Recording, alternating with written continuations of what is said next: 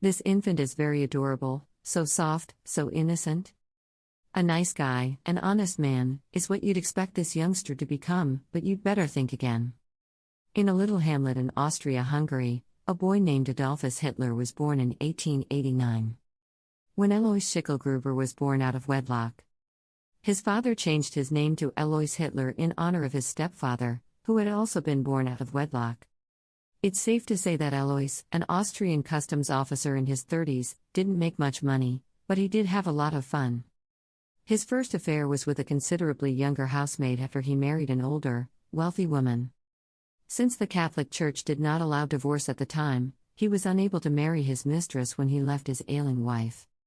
As a result, he patiently awaited the death of his elderly wife before becoming a father and husband. Clara, his much younger cousin, was hired to care for his new wife after his wife died. After the death of his new wife, he promptly pregnant his cousin, Clara, and then married her. In that order. They had 3 children who died in infancy, so when the 4th kid, Adolf, arrived, Clara treated him rotten. Adolf had to attend 5 separate primary schools as a result of the Hitler family's many moves. Adolf's father was severe, quick to rage, and took most of it out on the eldest son until he had enough. And moved away at the age of 14, leaving 7-year-old Adolf to perform most of the duties and get berated by his father.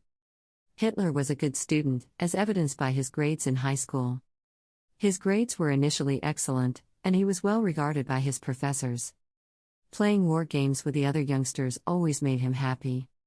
His favorite books were those about cowboys and Indians, which he enjoyed reading about frequently. But as he got older, he started getting into trouble.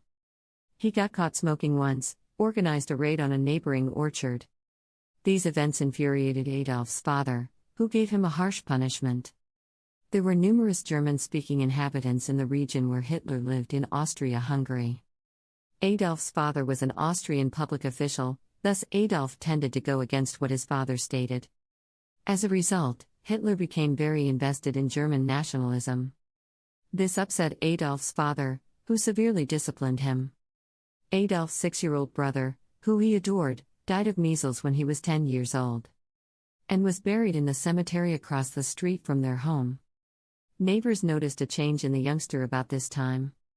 Strange activities, such as conversing to trees and stargazing from the cemetery walls.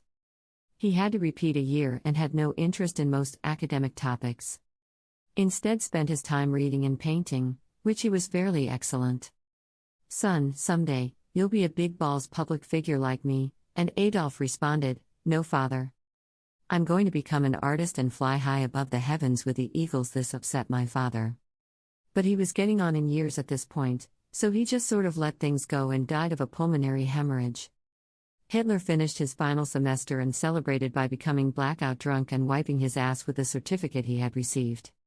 For the following 3 years, the jobless 16-year-old spent much of his time at the opera with his lone buddy August Kubitschek, who was also his only confidant. August Kubitschek subsequently wrote about his memories of the young Hitler, saying that he was a passionate lover of many subjects. Thought he was superior to his peers in many ways, was quick to lash out like his father, and he was an excellent public speaker once he began raging. When he was 18, he said his final goodbyes to his mother and headed to Vienna to sit for the art school entrance test, which he failed. Shortly thereafter, he was forced to return home since his mother was unwell and her condition was fast deteriorating. Hitler stood at her side throughout her illness and death, and the family doctor reported that he had never seen someone as overcome with emotion as Hitler was. After that, Hitler returned to Vienna, where he hoped to pursue a career in the arts. But he never did, and today, in his early 20s, Hitler is on the streets without parental support. He lived in and out of homeless shelters for a few years. He earned a little money he could by selling postcards. It's difficult to identify exactly when and how Hitler's severe ideological convictions evolved, although his stay in Vienna would undoubtedly have had a part. Antisemitism was rife in the city backed by Mayor Hitler, an avowed anti-Semite. Several right-wing anti-Semitic newsletters caught Hitler's attention, and the Nazi leader read and believed in many of them. He became convinced that there are many races, all of which are in competition with one another, with the German Aryan people being the purest and the Jews the worst, as he held. There were many minorities in Austria-Hungary, thus Hitler wasn't a fan. After moving to Munich, Germany, at the age of 24, he stayed on the streets for one more year until something big happened.